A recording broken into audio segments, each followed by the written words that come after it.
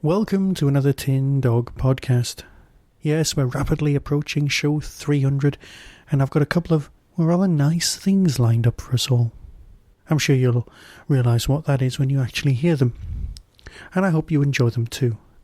But it's not show 300 yet. No, we've got proper reviews to be doing, and I've been away writing. I've been away writing a play.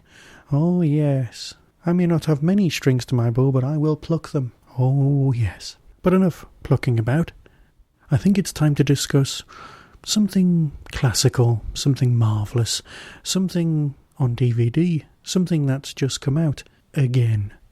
Yes, it's the Ark in Space, that Valentine's Day gift that just keeps on giving, except it doesn't come out till the 18th of February, but that's alright. Now, like many of you already own the Ark in Space, don't you? Well, if you don't, then this is my advice to you. Buy this one. Or go on eBay and buy the original release, because it's a cracking story. Tom Baker's first season is pretty damn good. 3 of the stories all interlink, being the Ark in Space, Revenge of the Cybermen, and Genesis of the Dalek fitting in the middle. The Ark in Space also feeds into some very, very good Big Finish audios. Why? Because this is Doctor Who doing the film Alien 5 years early. Or is it 3? Either way, it's considerably sooner than Ridley Scott's classic. Now I know some of the experts amongst us are waving their arms at the little MP3 players and going, yes, but Alien is merely a rip-off of at least 2 other films. Which you're right, it is, but we're not here to discuss that. What we're here to discuss is a lonely space station and an insectoid alien that gets on board and consumes people from within, taking on some of their DNA, only to breed. Sounds familiar? Well, yes it is. And that's what Big Finish latched onto. Except, of course, they made them so much better. The alien in question here, the Wirrn. Now, admittedly, the Wirrn costume is a little bit rubbish, from a practical point of view. It's extremely good at falling out of cupboards, but with a person inside, it just kind of shuffles.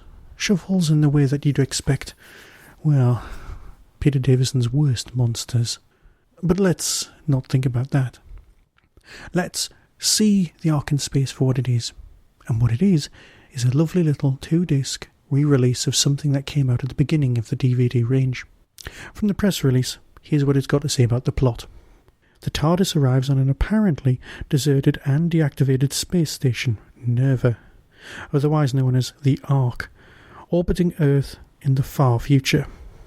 There, the Doctor, Sarah and Harry discover the last survivors of the human race, held in suspended animation. Earth having been evacuated thousands of years earlier when solar flares threatened to destroy all life. This much-anticipated story comes with a wealth of DVD extras including commentaries and makings of. Those I'll get back to.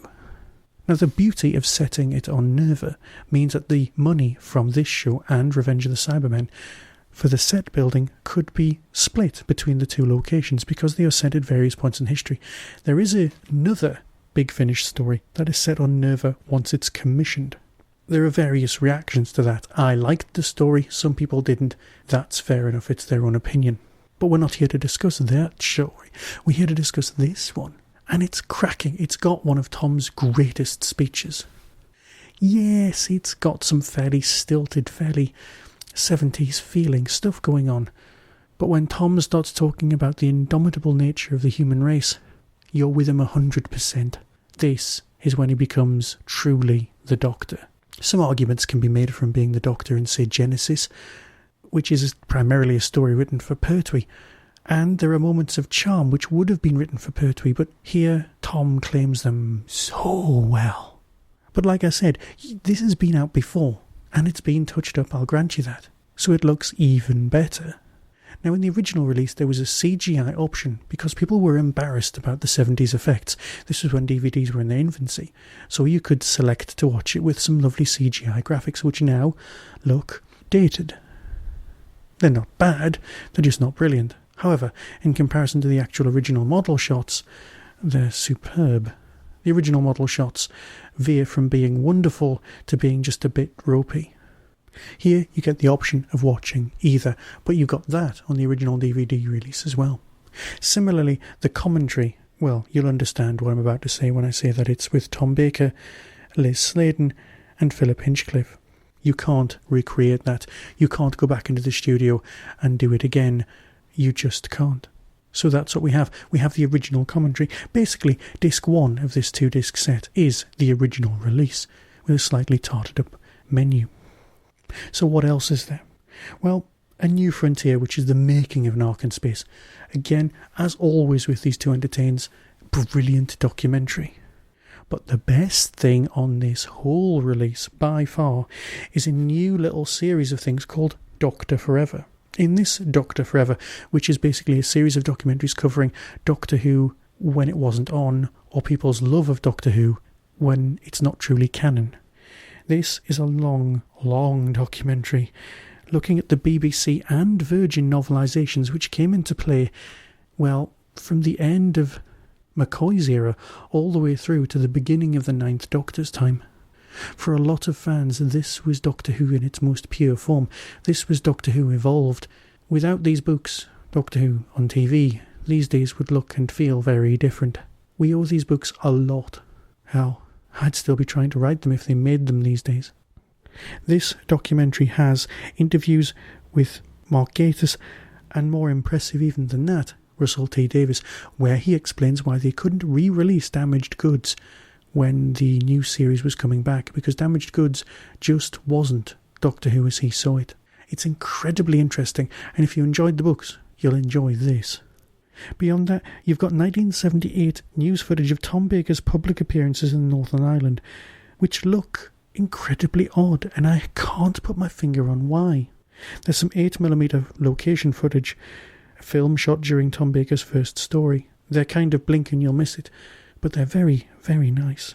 As I said, there's the original CGI effects and the optional original effects, the original trailers, and then there's some rather nice little things. 3D technical schematics are one thing, but the alternative title sequences and model footage used for Tom's series, that's worth seeing. The Coming Soon trailer, well, I won't spoil it for anyone.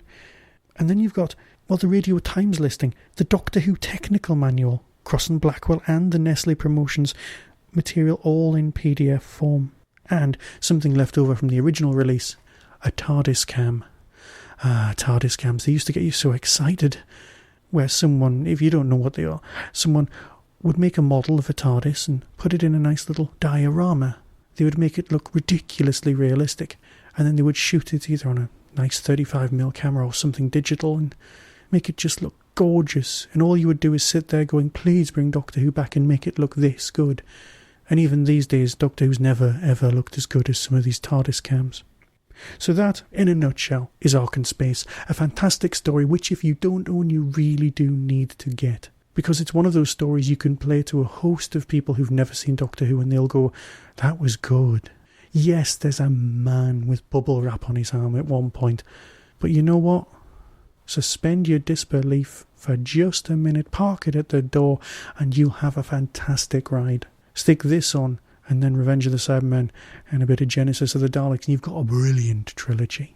And with that, I'll bid you farewell and hurtle ever onwards towards show 300. If you're at Gallifrey right now, have a wonderful time. Be seeing you.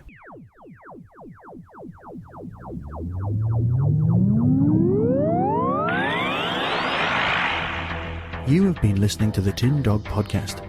Doctor Who and its associated shows are all copyright and property of the BBC. No infringement is intended.